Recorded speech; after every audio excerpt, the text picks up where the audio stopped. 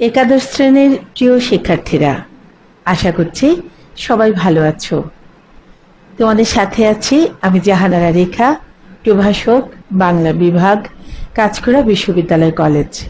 প্রিয় শিক্ষার্থীরা, আজকে তোমাদেরকে আমি পড়াবো রবীন্দ্রনাথ ঠাকুরের সোনারতরী কবিতাটি। সোনারতরী আমার দৃষ্টিতে রবীন্দ্রনাথ ঠাকুরের একটি অসামান্য সৃষ্টি। আমি রবীন্দ্রনাথ ঠাকুরের যত কবিতা পড়েছি, গল্প পড়েছি, আমার কাছে মনে হয় সোনারতরী একটা আলাদা মাধুর্যমণ্ডিত, একটা আলাদা ভাব বহন করে, একটা আলাদা বিষয়বস্তু বহন করে, যেটা মানুষকে খুব বেশি স্পর্শ করে। সোনারতরী কবিতাতে রবীন্দ্রনাথ কিন্তু কবি নন। সোনারতরী কবিতায় রবীন্দ্রনাথ একজন দার্শনিকের ভূমিকায় ছিলেন। তার দর্শন চিন্তার সুচিন্তিত মতামত তিনি সোনারতরী কবিতাটিতে প্রকাশ করেছেন। এই কবিতাটির পরতে পরতে কবি যা বোঝাতে চেয়েছেন তা হলো মানুষের জীবন মৃত্যুর সন্ধিক্ষণে তার কর্মের যে ফসল, সেটি কবি বোঝাতে চেয়েছেন। এবং সোনারতরী একটি রূপক কবিতা। সোনারতরী একটি রূপক কবিতা। তোমাদেরকে সোনারতরী কবিতাটি বোঝার আগে, পড়ার আগে, কবিতার বিষয়বস্তু যদি তোমরা ভালো করে বোঝো এবং কবিতায় যে অনুষঙ্গগুলো ব্যবহৃত হয়েছে সেগুলো যদি তোমরা ভালো করে বোঝো, তাহলে কবিতাটি তোমাদের কাছেও আমার বিশ্বাস অনেক বেশি ভালো লাগবে এবং কবিতার প্রতি তোমাদেরও যে একটা টান সৃষ্টি হবে, একটা গভীরতা সৃষ্টি হবে। তোমাদেরও মুখে মুখে থাকবে রবীন্দ্রনাথ ঠাকুরের বিখ্যাত কবিতা সোনারতরী। সোনারতরী কাব্য গ্রন্থের প্রথম কবিতা সোনারতরী কবিতাটি। রবীন্দ্রনাথ ঠাকুরের সোনারতরী কাব্য গ্রন্থের প্রথম কবিতা সোনারতরী কবিতাটি। এই কবিতায় কবি তার জীবন দর্শনকে ফুটিয়ে তুলেছেন। রূপকের আড়ালে কবি তার জীবন দর্শনকে ফুটিয়ে তুলেছেন। তাহলে সোনারতরী কবিতাটি একটি রূপক কবিতা। কি কবিতা? রূপক কবিতা। তাহলে তোমাকে আগেই জানতে হবে, তোমাদেরকে আগেই জানতে হবে রূপক কবিতা কাকে বলে। রূপক কবিতা হলো যেখানে কবি তার ভাব বা কল্পনাকে সরাসরি প্রকাশ না করে অন্য কোনো বাহ্যিক ঘটনা বা চিত্রের আড়ালে ব্যক্ত করেন, তাকেই রূপক কবিতা বলা হয়। আমি আবারও বলছি, যেখানে কবি তার ভাব বা কল্পনাকে সরাসরি প্রকাশ না করে অন্য কোনো বাহ্যিক ঘটনা বা চিত্রের আড়ালে ব্যক্ত করেন, তাকে রূপক কবিতা বলা হয়। সেদিক থেকে সোনারতরী কবিতাটির নামকরণ পুরোপুরি সার্থক। তোমাদের যদি উদ্দীপক আসে এবং সেখানে প্রশ্ন থাকে যে সোনারতরী কবিতাটির নামকরণ কতটা যথোপযুক্ত বা কতটা সার্থক, সেখানে তোমরা এক কথায় বলতে পারো সোনারতরী কবিতাটির নামকরণ পুরোপুরি সার্থক। এই নামকরণটি দিয়ে কবি নিজেও যথেষ্ট সফলতার পরিচয় দিয়েছেন। সোনারতরী আসলে রূপক অর্থে ব্যবহৃত হয়েছে। তরী শব্দের অর্থ হলো নৌকা। তরী শব্দের অর্থ হলো নৌকা, আমরা জানি। তাহলে কি সোনার নৌকা ছিল? না, এখানে আসলে কৃষক, এখানে রূপক অর্থে কবি আসলে নিজেকেই বুঝিয়েছেন। সোনারতরী মানুষের জীবন মৃত্যুর সন্ধিক্ষণে মৃত্যুর কোলে মানুষ ঢলে পড়বে, এটাই স্বাভাবিক। এবং একটা তরী এসে মানুষের জীবনের সব কর্মফল নিয়ে গেল, কবি একাই শূন্যে পড়ে রইলেন। এই কবিতাটিকে আসলে যতই বিশ্লেষণ করি না কেন শেষ হয় না। এর ভাব যেন রয়েই যায়। ছোট গল্পের মতো বলতেই হয়, শেষ হয়েও হইল না শেষ। কারণ সোনারতরী কবিতায় প্রতিফলিত হয়েছে কবির সূক্ষ্ম, একেবারে সূক্ষ্ম এবং সুগভীর জীবন দর্শন। এই কবিতায় ধান ক্ষেত, ভরা নদী, বাঁকা জল, নৌকা, মাঝি, পরস্পরের সাথে কোনো সংস্পর্শে নেই। এ বিশ্বে মানুষ আছেন, আবার সে মানুষ কালের গর্ভে বিলীন হয়ে যায়।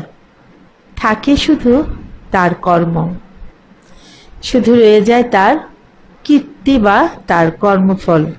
এই কর্মকীর্তি কবির সোনার তরী কবিতাতে পুরোপুরিভাবে কবি জীবন দর্শনটাকে এমনভাবে ফুটিয়ে তুলেছেন যে মহাকাল তার সব কর্মকে বহন করে নিয়ে গেছে। সোনার তরী এসে কবির ফসল ফলানো বা কবির ফলানো ফসল সবই নিয়ে গেছে। বলতে পারো এই ফসলটাই ছিল কবির কর্ম। এবং কবি কি সেই ছোট্ট একটা নির্জন দ্বীপে কবি একাই পড়ে রইলেন। আর এই যে নিয়ে যাওয়াটা, এখানে রূপক অর্থে বা বাহন বহন করেছে যেটা, সেটাই হলো সোনার তরী। বর্ষার একটা দুর্যোগময় দিন, চারিদিকে ঘন ঘটা, কোথাও কেউ নেই। এই নির্জন দ্বীপে কবি, রূপক অর্থে কবি আসলে কৃষক ধান কেটে সেই নির্জন দ্বীপে একা একা অপেক্ষা করছেন। সে কোথা থেকে অনেক দূর থেকে কৃষক দেখতে পাচ্ছেন যে গান গেয়ে তরি বেয়ে কে যেন কৃষকের দিকে আসছে। কৃষকের মনে হয়েছিল তাকে চেনা, আসলে সেটা চেনা ছিল না। সত্যি কথা বলতে মানুষ যখন অসহায় থাকে তখন খুব খড়কুটোটা ধরেও মানুষ বাঁচতে চায়। তেমনি সোনার তরী কবিতায় কবি বুঝিয়েছেন বিশ্ব সৌন্দর্যকে এবং মাঝি দ্বারা বুঝিয়েছেন বিশ্ব চরাচরের অধিষ্ঠাতাকে। নদী অর্থ সোনার তরী কবিতায় নদী অর্থে কবি ব্যবহার করেছেন বা বোঝাতে চেয়েছেন কাল প্রবাহ, কাল স্রোত, বয়ে চলা নদী। একটা ধান ক্ষেত ছিল আছে যেখানে কবি ফসল ফলিয়েছেন। সেই ধান ক্ষেত অর্থে কবি বুঝিয়েছেন জীবনের কর্মক্ষেত্রটাকে কবি বুঝিয়েছেন ধান ক্ষেত। সেই ধান ক্ষেতের কৃষক হলো মানুষ। সামগ্রিক অর্থে যদি আমরা বোঝাই তাহলে সেই কৃষক বিশ্ব চরাচরের সব মানুষকেই কবি বুঝিয়েছেন। আর ধানগুলো হলো কবির কর্মফল, কবির সৃষ্ট ফসল বা তার কীর্তি। বাহ্যিক দৃষ্টিতে বর্ষার আবহমান বাংলার নিসর্গ চিত্র এবং এক নিঃসঙ্গ কৃষকের জীবন কাহিনী তুলে ধরেছেন কবি সোনার তরী কবিতাটিতে। আকাশে ঘন মেঘ, মাঝে মাঝে বজ্রের হুঙ্কার, থেকে থেকে ঝড়ো ঝড়ো বৃষ্টি, চারদিকে জল, কোথাও কেউ নেই। একটা ছোট্ট দ্বীপে কবি খুব অসহায় বোধ করছেন। তার ফসলগুলোকে নিয়ে কবি অপেক্ষা করছেন কিভাবে পাড়ি দিবেন। এমন সময় একটি নৌকো এসে, সোনার তরী এসে কবির সব ফসল নিয়ে গেল। কবিকে এই নিশ্চিত মৃত্যু জেনেও এই শূন্য দ্বীপে মাঝি কবির ফসলগুলো, কৃষকের ফসলগুলো নিয়ে গেলেন। কৃষক কিন্তু সেই শূন্য দ্বীপে রয়ে গেলেন। বলা যায় নিশ্চিত মৃত্যু জেনেও মাঝি কৃষককে নিলেন না। সত্যি কথা বলতে আসলে মানুষের জীবনে মানুষের কোনো মূল্য নেই। মানুষ একদিন মরে যাবে।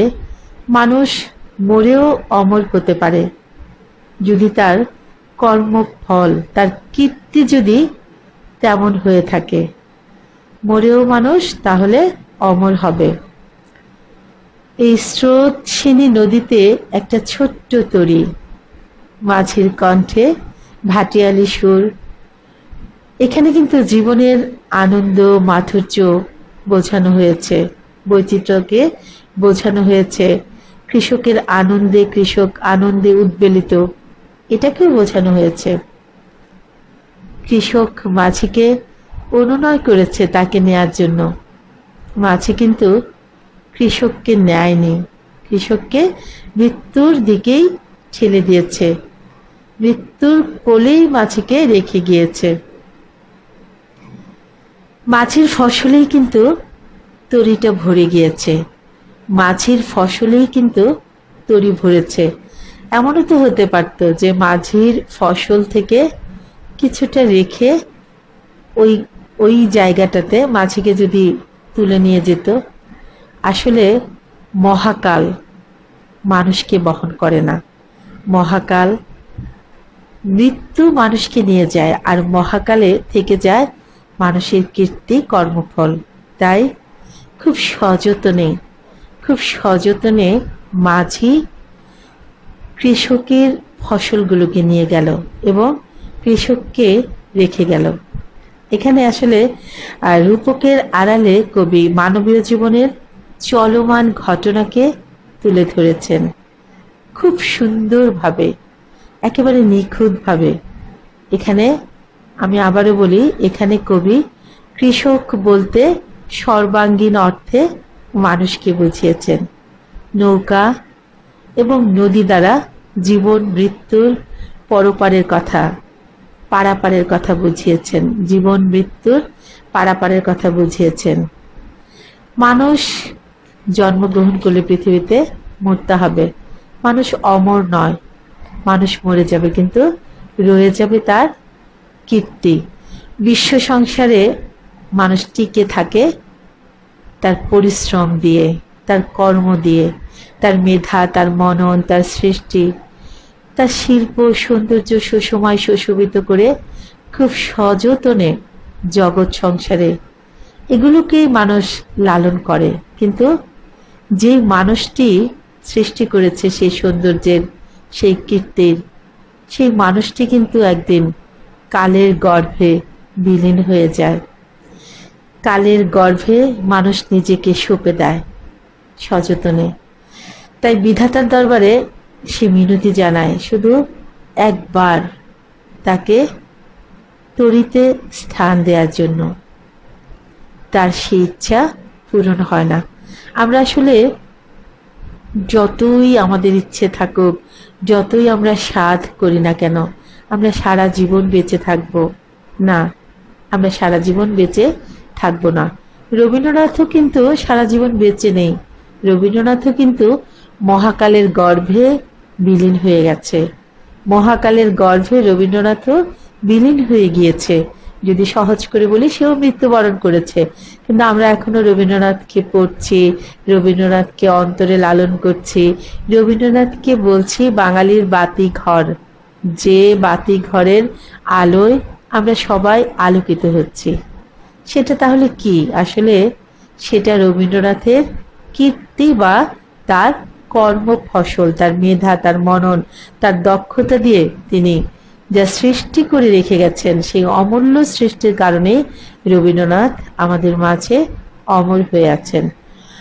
আমি কবিতাটি তোমাদেরকে এখন পড়ে শোনাচ্ছি। গগনে গরজে মেঘ ঘন বর্ষা, গগনে গরজে মেঘ ঘন বর্ষা। গগনে আকাশে গর্জন করছে মেঘ, ঘন বর্ষা। কুলে একা বসে আছি নাহি ভরসা, একদম একা একটা নির্জন দ্বীপে অপেক্ষা করছি, কোনো ভরসা নেই। অথই পারাপার, যেন চারিদিকে থই থই পানি, ভয়ে মাছি ভীত সন্ত্রস্ত।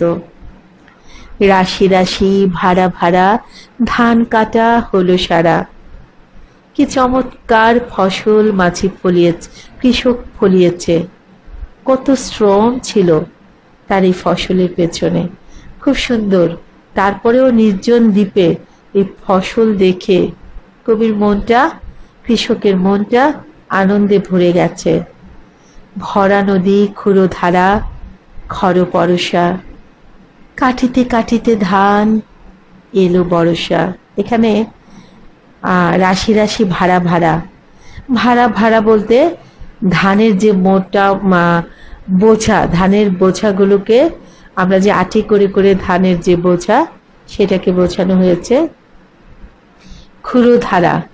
ক্ষুরির মতো ধারালো নদীর স্রোত, ক্ষুরির মতো ধারালো যে স্রোত তাকে বলা হয়েছে ক্ষুরধারা। খরপরশা, একদম শানিত ধারালো বর্ষা, অথই পানি থই থই করছে, কি যে স্রোত পানিতে। চারদিকে থমথম একটা গভীর, একটা কালো মেঘে আচ্ছন্ন, চারদিকে শুধু ভয় আর ভয়। ফসল নিয়ে কবি বা কৃষক অপেক্ষা করছে। আসলে কবি তো অপেক্ষা করছে না, কবি রূপক অর্থে আসলে কৃষক তার ধানগুলো নিয়ে, তার ফসলগুলো নিয়ে অপেক্ষা করছে। একখানি ছোট ক্ষেত, আমি একেলা, চারিদিকে বাঁকা জল করেছে খেলা। একটা ছোট ক্ষেত, একটা ছোট ক্ষেত, এবং আমি একেলা, আমি একদম নিঃসঙ্গ, আমার ভয় করছে। চারিদিকে বাঁকা জল করেছে খেলা, পানির থই থইগুলো, পানির বয়ে চলাকে কৃষকের ভীষণ ভয় লাগছে। পরপারে দেখি আঁকা তরু ছায়া মশি মাখা। পরপারে, ওই যে ওপারে দেখতে পাচ্ছি, দূর থেকে দেখতে পাচ্ছি তরু ছায়া মশি মাখা। গাছপালার যে ছায়া পড়ে আছে, সে ছায়ার কালচে রং, কখনো মনে হচ্ছে সাপ, কখনো ভয়াবহ জীবজন্তু, মানে ভয় আর ভয়। চারদিকে শুধু নির্জনে কৃষকের ভয় আর ভয়। গান গেয়ে তরিবে কি আসে পারে, দুঃখিত, পরপারে দেখি আঁকা তরু ছায়া মশি মাখা। গ্রামখানি মেঘে ঢাকা প্রভাত বেলা, ওপারেতে ছোট ক্ষেত, আমি একেলা। গ্রামখানি মেঘে ঢাকা প্রভাত বেলা, পুরো গ্রামটা মেঘে মেঘে আচ্ছন্ন হয়ে আছে। পুরো গ্রামটা কেমন যেন ঘন কালো মেঘে আকাশ বিদীর্ণ হয়ে আছে। চারদিকে শুধু নীরবতা, নিস্তব্ধতা, মেঘের গর্জন, পানির থই থই, সব মিলিয়ে কৃষক একটা ভয়ের মধ্যে, একটা আতঙ্কের মধ্যে। তার একমাত্র আশা, তার ফসলগুলোকে নিয়ে সে অপেক্ষা করছে। গান গেয়ে তরিবে কে আসে পারে, এমন সময় এক অপ্রত্যাশিতভাবে এক মাঝি তার সুরেলা কণ্ঠে গান গেয়ে এদিকে আসছে মনে হচ্ছে। আসলে কৃষকের মনে হচ্ছিল যে সে যেন মাঝিকে চিনে। এক অপ্রত্যাশিত মাঝি এই হিংস্র জলস্রোতকে অবলীলাক্রমে পাড়ি দিয়ে কৃষকের দিকে নৌকা বেয়ে এগিয়ে আসছে, এবং কৃষকের মনে হচ্ছিল কে এই মাঝি, তার কাছে চেনা চেনা লাগছে। গান গেয়ে তরিবে কে আসে পারে, দেখে যেন মনে হয় চিনিও হরে। কৃষকের মনে হলো যেন সেই মাঝি তার পূর্ব পরিচিত। ভরা পালে চলে যায়, কোনো দিকে নাহে যায়। মাঝি তার মতো করে চলে যাচ্ছে, কৃষকের দিকে ফিরেও তাকায় না। ঢেউগুলি নিরুপায় ভাঙে দুধারে, দেখে যেন মনে হয় চিনিও হারে। নৌকার ছলো ছলতে, পানির আছড়ানিতে মনে হচ্ছে ভরা পালে চলে যায়, কোনো দিকে নাহি চায়। ঢেউগুলি নিরুপায় ভাঙে দুধারে, দেখে যেন মনে হয় চিনিও হারে। তারপরেও কৃষক মনের মধ্যে নিজেকে আশ্বস্ত করছেন যেন কৃষক মাঝিকে চিনে। মাঝি তার আপন মনে গান গেয়ে চলে যাচ্ছে। ওগো, তুমি কোথা যাও, কোন বিদেশে, বাড়ি কে ভিড়াও তরি কুলেতে এসে। কৃষক তখন মাঝিকে ডাকছে, ওগো, তুমি কোথা যাও, কোন বিদেশে। কি আর করার, যখন মাঝি চলেই যাচ্ছে তখন কৃষক মাঝির দৃষ্টি আকর্ষণ করার জন্য তাকে ফেরানোর চেষ্টা করছে, কুলে তার দিকে ফেরানোর চেষ্টা করছে, তার কাছে আনার চেষ্টা করছে। মাঝিকে তরি নিয়ে তীরে কুলে ফেরানোর চেষ্টা করছে। আর তাই কৃষক খুব সুন্দর করে সম্বোধন করে মাঝিকে ডাকছে, যেও যেথা যেতে চাও, যারে খুশি তারে দাও, শুধু তুমি নিয়ে যাও ক্ষণিক হেসে আমার সোনার ধান কুলেতে এসে। বলছে তুমি যেখানে খুশি সেখানে যাও, যেদিকে খুশি সেদিকে যাও, যারে খুশি তারে দাও। আমি অনেক কষ্ট করে এই ফসলগুলো ফলিয়েছি, এই ফসলগুলোকে তুমি নিয়ে যাও। তখন মাঝি কি করলো, তার নৌকা, তার তরি কুলে ভেরালো এবং কৃষকের যে সৃষ্টি, যে কর্ম, সেই ফসলকে মাঝি তার তরিতে তুলে নিল, তার তরিতে ভরে নিল। যত চাও তত লও তরণী পরে। বলছে তুমি যত চাও সবগুলো নিয়ে নাও, তোমার নৌকার মধ্যে যতক্ষণ ধরে তুমি নাও। মাঝি বলছে আর আছে? কৃষক বলছে আর নাই, দিয়েছি ভরে, আমার যা ছিল সব কিছু তোমার নৌকোয় তুলে দিলাম। এতকাল নদী কোলে যাহা লয়ে ছিনু ভুলে, সকলে দিলাম তুলে থরে বিথরে, এখন আমারে লহ করুণা করে। এতকাল নদী কোলে, এতটা দিন আমি এই নদীর তীরে যে কাজ করার জন্য, যে ফসল ফলানোর জন্য সব কিছু ভুলে ছিলাম, সেই ফসলটাকে তোমার নৌকোয় থরে বিথরে, স্তরে স্তরে বিন্যাসে খুব সুন্দর করে সাজিয়ে সুবিন্যস্ত করে মাঝির তরিতে কৃষক ফসলগুলোকে তুলে দিল এবং শেষে বলল, এখন আমারে লহ করুণা করে, এখন আমারে লহ করুণা করে। কৃষক অনুনয় করছে, ওই তরিতে আমাকে একটু ঠাঁই দাও, আমার যা ছিল সব আমি তোমার তরিতে তুলে দিয়েছি, এখন তুমি আমাকে একটু করুণা করে হলেও একটু ঠাঁই দাও। মাঝি বলছে, ঠাঁই নাই, ঠাঁই নাই, ছোট সে তরি।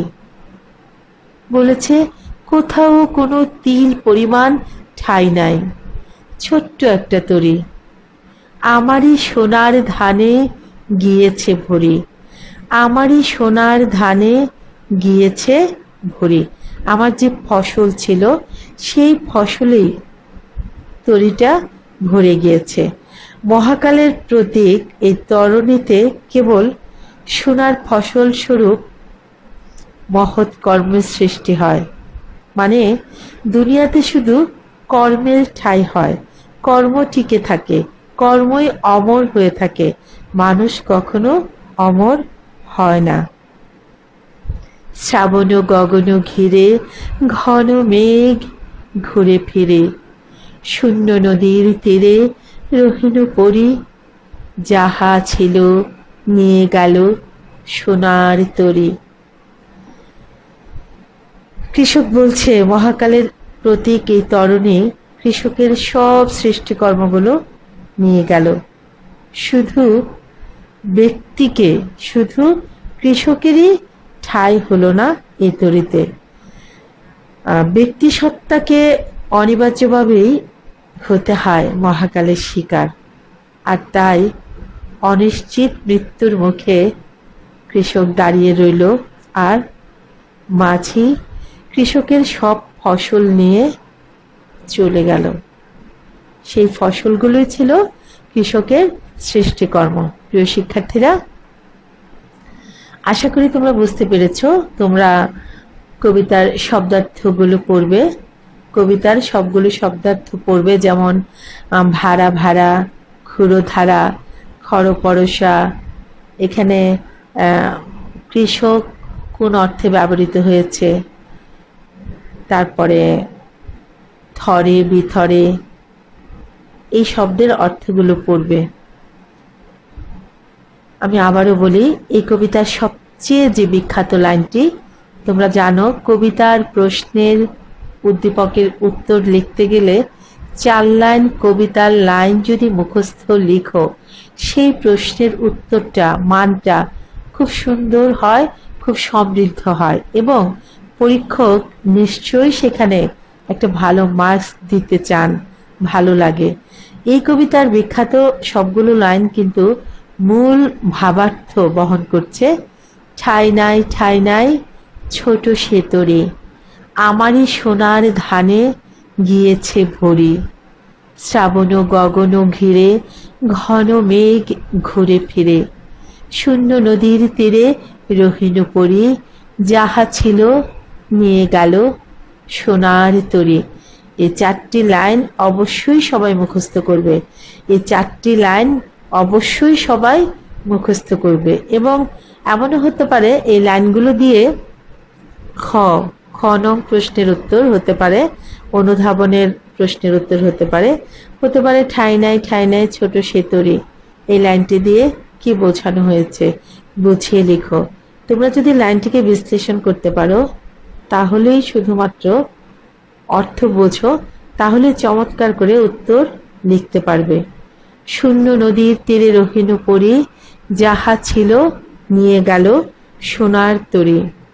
এই লাইনটি দিয়ে কি বোঝানো হয়েছে আমি আবারও বলি। শূন্য নদীর তীরে রহিনু পরি, নিঃসঙ্গতা, অপূর্ণতার বেদনা নিয়ে মাঝি যখন কৃষকের সব ফসল নিয়ে গেলেন, তখন মাঝি এই একাকী, নিঃসঙ্গতা, নির্জনে, অনিবার্য মৃত্যুর অপেক্ষায় সেই নির্জন দ্বীপে, ছোট্ট দ্বীপে অপেক্ষা করছিল। এই প্রসঙ্গে আসলে রবীন্দ্রনাথ ঠাকুর ভাবার্থ বর্ণনা করতে গিয়ে কবি নিজেই বলেছিলেন যে মহাকাল আমার সর্বস্ব লইয়া যায়, মহাকাল মৃত্যু আমার সব লইয়া যায়, কিন্তু আমাকে ফেলিয়া যায় বিস্মৃতি ও অবহেলার মধ্যে। সোনার তরীর নিয়ে আমার সোনার ধান নিয়ে যায় খেয়া পারে, কিন্তু আমাকে নেয় না, কাউকেই নেয় না, কাউকেই নেয় না। তার মানে মানুষ অমর নয়, মানুষকে সবসময় মৃত্যুর মুখে পতিত হতে হবে, মৃত্যু অনিবার্য, মানুষ মৃত্যুবরণ করবে, মৃত্যু অনিবার্য, শুধু মানুষের কর্ম টিকে থাকবে। তাহলে তোমরা এই শব্দার্থগুলো পড়বে পরবর্তীতে, এবং আমি তোমাদেরকে যে প্রশ্নগুলো দিব, আজকে লেকচারটা ভালো করে শুনবে, কবিতার নামকরণ, কবিতার লাইনগুলোর অর্থ, ব্যাখ্যা, শব্দার্থগুলো ভালো করে বুঝবে, এবং পরের ক্লাসে আমি কবিতা থেকে তোমাদেরকে প্রশ্ন করব, প্রশ্ন ধরব, প্রশ্ন লিখতে দিব। আর যদি কিছু না বুঝে থাকো তাহলে অবশ্যই আমাকে প্রশ্ন করবে। সবাই ভালো থাকবে, সুস্থ থাকবে, সবার জন্য অনেক অনেক শুভকামনা। আল্লাহ হাফেজ।